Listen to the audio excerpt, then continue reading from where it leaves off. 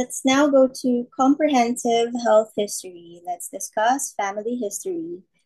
Family history, many diseases, processes follow demonstrate hereditary patterns.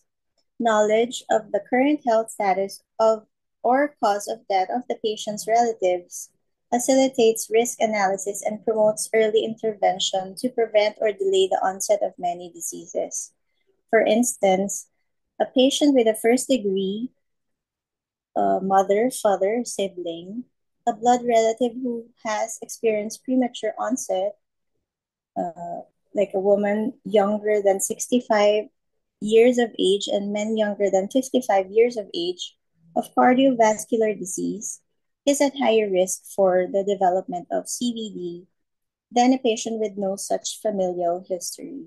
The family histories should extend back to for two generations if the patient can provide the data and should note any intermarriage between close relatives.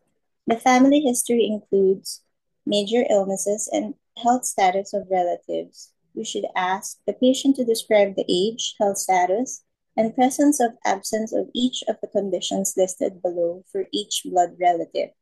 If a relative is in good health and has none of the conditions listed below, he can be characterized as being alive and well.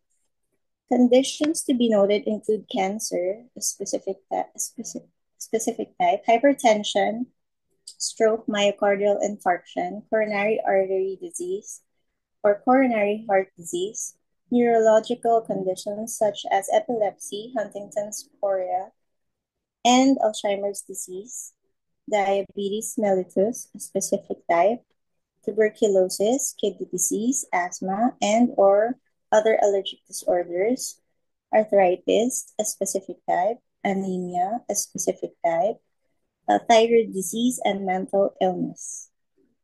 For genetic defects, we should inquire about disorders that are genetically transmitted, such as cystic fibrosis, Tay Sachs disease, beta thalassemia, hemophilia, Huntington's disease, and polycystic kidney disease. For deaths, let's note the cause, age at time of death, and relationship of the person to the patient. And lastly, for ethnicity, note the patient's ethnicity as certain diseases predominate in selected ethnic groups.